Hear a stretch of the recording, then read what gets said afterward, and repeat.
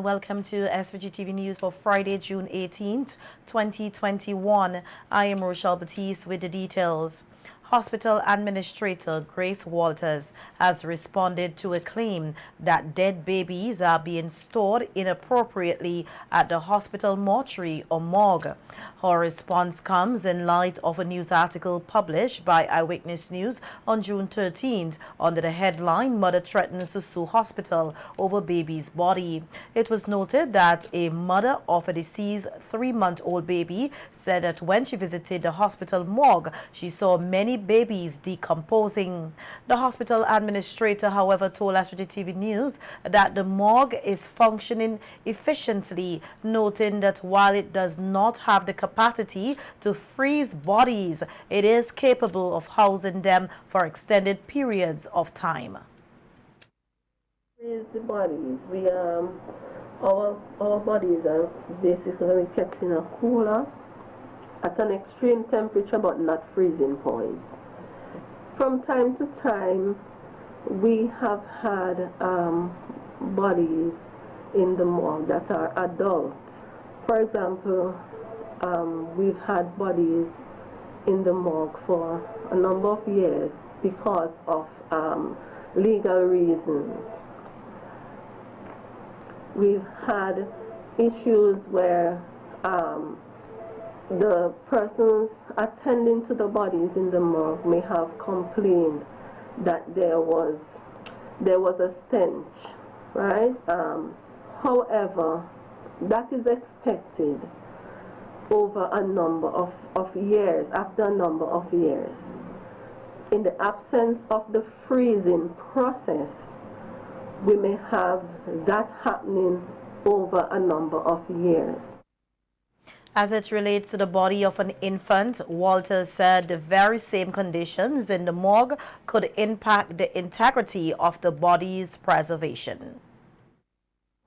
In the case of a baby's skin, they're not as hard as ours, adults. They are thin, they are fragile, and they may not stand up to the rigors or the temperatures as well as an adult body would. In the case referenced in the news, we had a baby that had passed in December, had been in the morgue from December. That length of time that the baby had been here with us was not something that we had control over. As I said, there are different reasons why a body would remain at the facility for that long, and there are some of those reasons pointed out that were applicable in this case. Walters noted that the hospital only stores the bodies of infants until direction on their burials is given by the parent or parents following a miscarriage or stillbirth.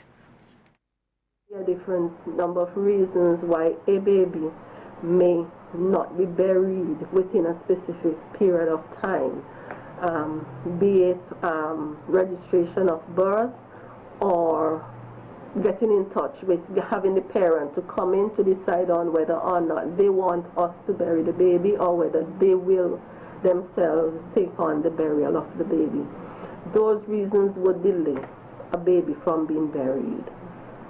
If we have stillbirths, the bodies are sent to the morgue. The parents or parent is given the option to have the body of the baby. Some people would choose to do a burial by themselves. Others will choose to have the hospital perform that burial for them. Walters pointed out that deceased babies are usually wrapped and appropriately stored at the morgue, and if the hospital is unsuccessful in all of its attempts to contact a parent or parents of the deceased baby, it will be buried. In the instance of a live birth, however, the hospital administrator said the process is different and there can be some delays as it relates to the issuance of a death certificate for varying reasons, usually related to the parent or parents. Birth has to be registered at the registry. After the birth is registered at the registry, the parent brings a birth certificate to us so that a death certificate can be prepared for the baby. Sometimes this may take some time for different reasons. One, the mommy may not be well enough to handle that process on her own and may not have somebody to do that for her. Two, they may not be living in areas that they can access the registry's processes immediately. So the mummies may be discharged, they may go home, and then they will take care of that process after. So that may take some time until a death certificate is prepared for a live birth. Baby who was born alive, we cannot bury that baby. So that baby may remain in the morgue until that process is completed. The hospital administrator also highlighted that in the event there is a system failure at the morgue, different funeral homes normally assist with housing the bodies. In reference to the story published by Eyewitness News about the mother who threatens to sue the hospital over an autopsy conducted on the body of her 3-month-old baby without her consent, Walters said an investigation was conducted and that she is satisfied that all protocols were followed. In other news, Police Commissioner Colin John has confirmed that they have recovered some of the firearms and ammunition from a home in Diamond yesterday, which are said to be those that have gone missing from the armory at the Georgetown Police Station.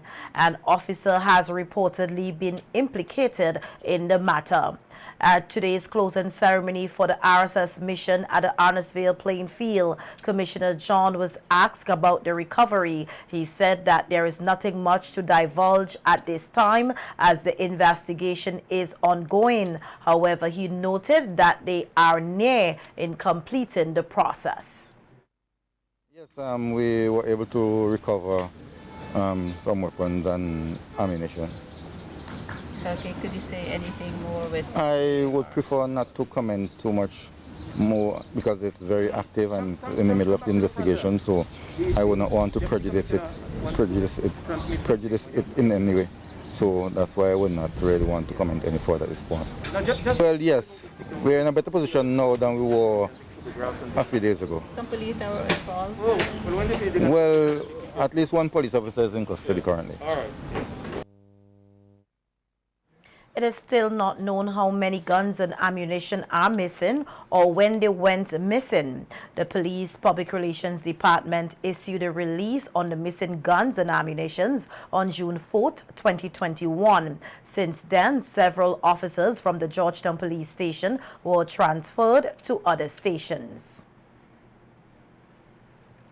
Earlier today, the body of a man was discovered by residents of Sion Hill. Police Commissioner Colin John said that based on initial investigations, no foul play is suspected.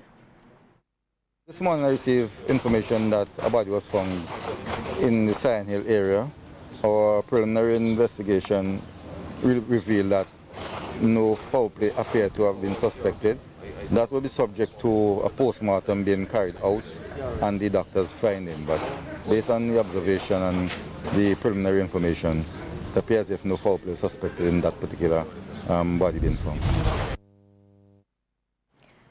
And the police are investigating 2 reports of attempted murder and on 2 omnibus conductors of Diamond. The police say preliminary investigations reveal that 3 masked men approached and shot both conductors about their bodies with a gun at Diamond about 8:30 p.m. on Wednesday, June 16th, and that this time the circumstances surrounding the shooting incident are unknown. Persons with information that can aid with the investigation and the arrest and prosecution of the offenders or offender are asked to contact the Assistant Commissioner in charge of crime at telephone number 1784-4561-339 or the officer in charge of the South Central Division at 1784-4584200 or any police station or officer that you are comfortable with. All information, the police say, will be treated confidentially. Meanwhile, the police have arrested and charged Royron McDowell, a 35-year-old laborer of South Rivers, with inflicting grievous bodily harm on a 37-year-old farmer of the same address. The police say the accused man allegedly, unlawfully, and maliciously inflicted grievous bodily harm on the 37-year-old farmer by throwing hot water in his face and about his body. The incident occurred at South Rivers on Wednesday, June 16th. McDonald is expected to appear before the Serious Offences Court to answer the charge. In another matter, 27-year-old Nyron Alexander of Clear Valley was arrested and charged with the offense of wounding. Alexander allegedly, unlawfully, and maliciously wounded a 19-year-old Ghana of Sandy Bay by stabbing him about his body with a pair of scissors. The incident occurred at Clear Valley.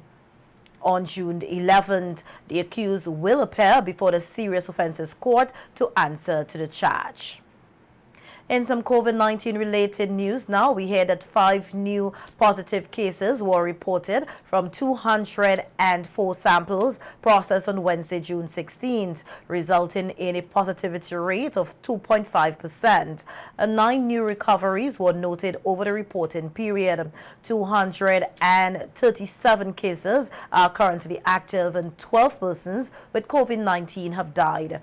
2,183 cases of COVID-19 and 1,934 recoveries have been reported in St. Vincent and the Grenadines since March 2020. Persons who persist in incorrect or no mask use, remain unvaccinated, and participate in mass gatherings, according to the National Emergency Management Organization, will continue to be at risk for being infected and spreading COVID-19, as is happening now. The public is urged to continue to use masks, sanitize, physically distance, and get vaccinated to reduce the spread of COVID-19 here in SVG.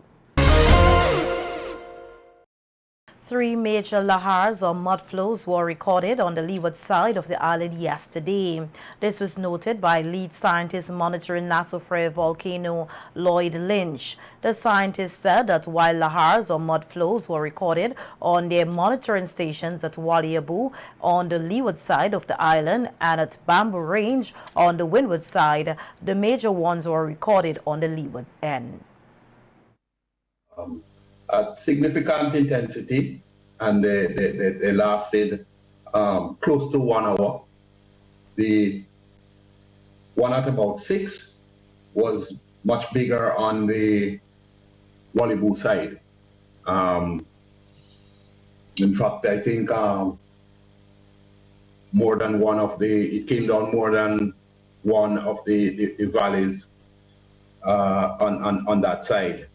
In fact, from Belmont, we were able to see some steam and ash plumes emanating from the beaches.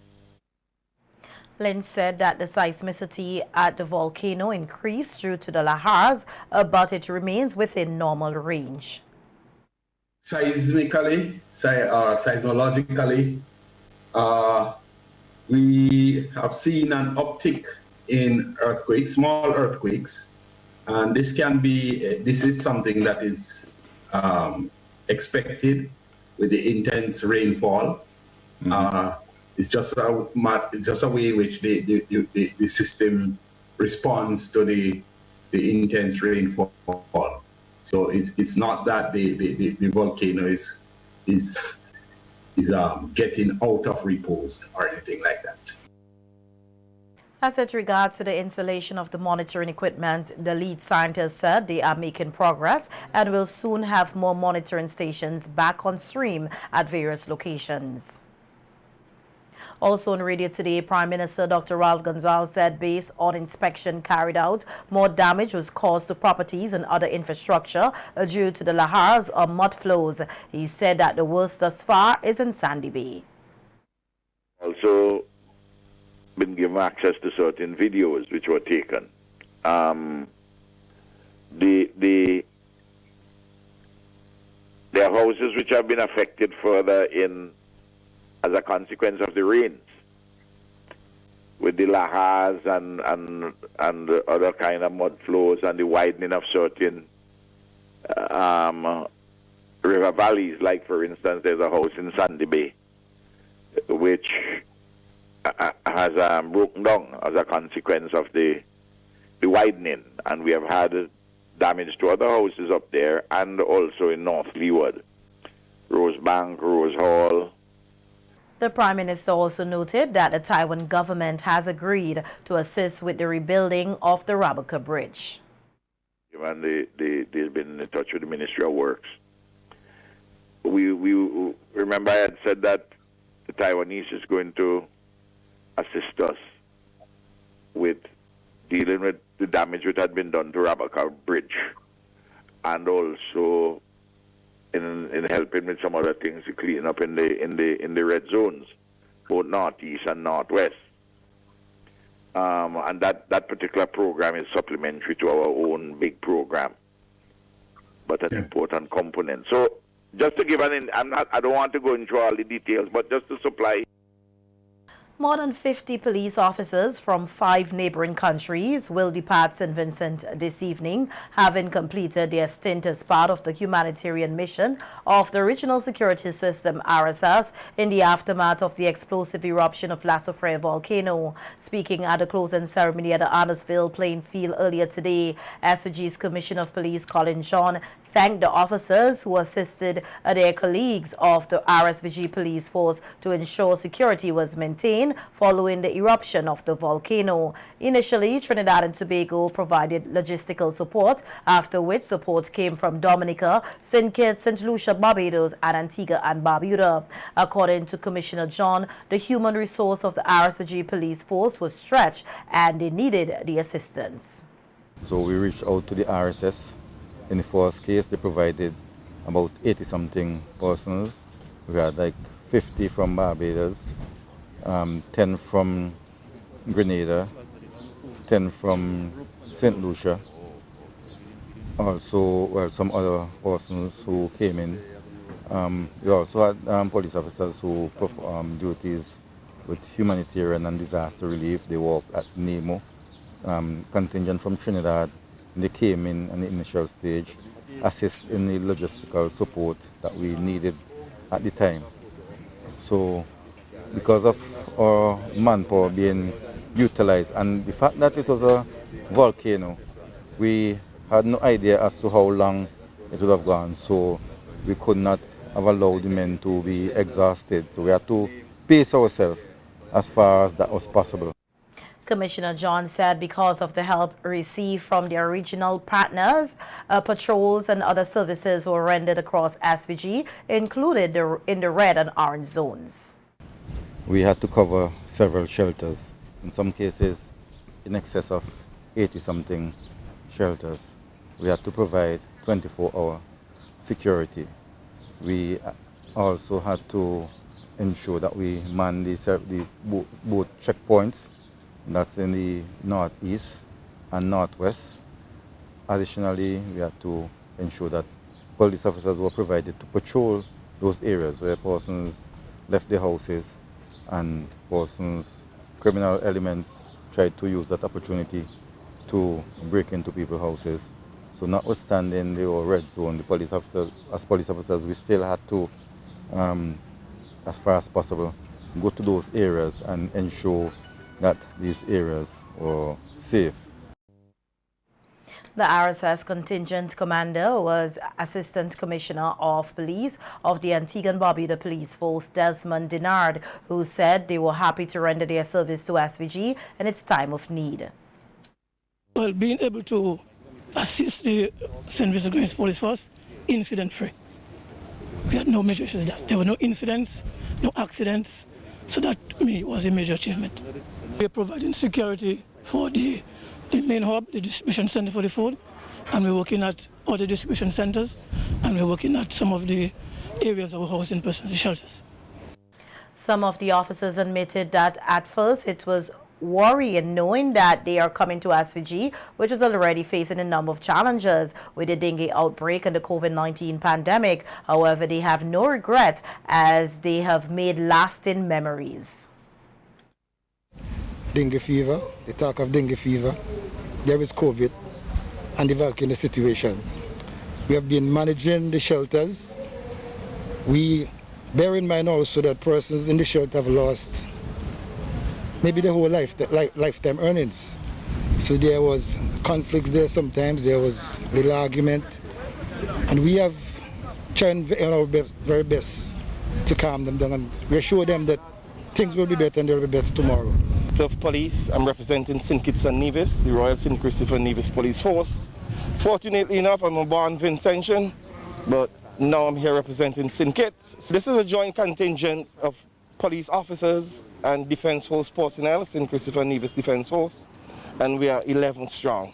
The assistance that we render to our people in St. Vincent and the Grenadines, the humanitarian assistance that we rendered, especially working at the shelters and ensure that the work is done, that they can be in comfortable setting until they are able to return to their home. I wish I could have stayed here a little longer. The persons in St. Vincent are very hospitality and very nice, ma'am. So is this your first time? No, ma'am. My third time here, ma'am. Once the COVID is down, you'll see me facing the place again, ma'am. The Royal St. Kitts and Nevis Police Force deployed 4 Vincentians who were anxious to lend support to their home country. Well, I was thinking that it would be sooner because it's home. But I'm grateful that we are here and we contributed in whatever ways we could. And I pray that our country will continue to strive and rise. And we are all together. Even though we are living in the next country, we still remain Vincentians. Thank you. Thinking that, you know, people in danger and so on. So I wanted to come to help. And the first call I get to come, I come to make sure I help in the best way I can. Due to the volcano, it was a sad state not only for us, but for people in different countries. So we as Vincentian police who resides in St. Kitts, we are thankful that we got the opportunity to come here, not only to serve, but to also, you know, meet our family members and friends. That the volcano had erupted in the morning, you know, I felt sad because, you know, we're in St. Kitts and, you know, we're safe and strong, and other people is in turmoil, right? So, you know, we got the opportunity to come. Yes, we work long hours, but it was all worth it. You know, just pray that we get back on our feet stronger and better. The National Emergency Management Organization, NEMO, continues to receive relief supplies to assist persons displaced by the explosive eruption of La Soufrière volcano. This week, Invest Caribbean and the Rizuri Group's partner here in SVG, Pastor Nelvern Samuel, handed over thousands of dollars worth of items sent by companies from Barbados. The donation was made possible through the efforts of the British High Commission to St. Vincent and came on the Royal Navy ship. Speaking at the handing over ceremony, Pastor Samuel said that former Deputy Prime Minister Sir Louis Straker and Minister of National Mobilization Orlando Brewster also played an important part in getting the items to St. Vincent. Most important question is, what are you doing for others? What are you doing for others? And President Kennedy said, don't ask what your country can do for you, but rather ask what you can do for your country. So the Rizuri Group and Invest Caribbean have put clothing, so to speak, on those two ideas. Ms. Daniel Corbin was here about 2 months ago, trying to get his supplies to us, but she had a lot of setbacks, and after a month or so she went back to Barbados. So I must thank also Mrs. Fobbs, Mrs. Michelle Fobbs, whom I spoke to, and with persistency and tenacity, we were able to get these items here today. Director of NEMO, Michelle Fobbs, thanked Pastor Samuel and the panels of the Rosary Group for the donation. Some of the items received were mattresses and water tanks. Corbin in Barbados. We have been chatting for some time on this donation, and we know we had some delays in Barbados because the first vessel that came from Barbados following the explosive eruption was the Barbados Coast Guard, and they were to return, but they got damaged from the engines, actually got damaged from the ash, so they're not able to return. So we want to thank all of the persons. I know that Pastor Samuel mentioned a few persons, all of the persons who would have come together and given from their heart, because to be able to mobilize and actually get items to donate to a country that has been affected or impacted takes a lot of mobilization, takes a lot of the spirit of altruism, so that persons want to actually give from their heart. Minister of National Mobilization, Orlando Brewster, who also witnessed the handing over ceremony, thanked all those who made the donation possible. As mentioned before, there were many hiccups in the process, but with some level of persistency, we were able to spearhead the effort and make sure that all of the necessary items came over to St. Vincent. And there are items that are needed in such a time because, as the good book says, we are to be our brother's keeper. And in such a time, it is good that we are not only looking out for ourselves, but for those in need. So today, I'm just happy and I'm grateful to be here to witness this event and to say a heartfelt thank you on behalf of the government and the people of St. Vincent and the Grenadines. And I'm looking forward to working in the future with Invest Caribbean, and I am sure that they would continue to do the good work as to looking out for their brothers and sisters across the Caribbean islands.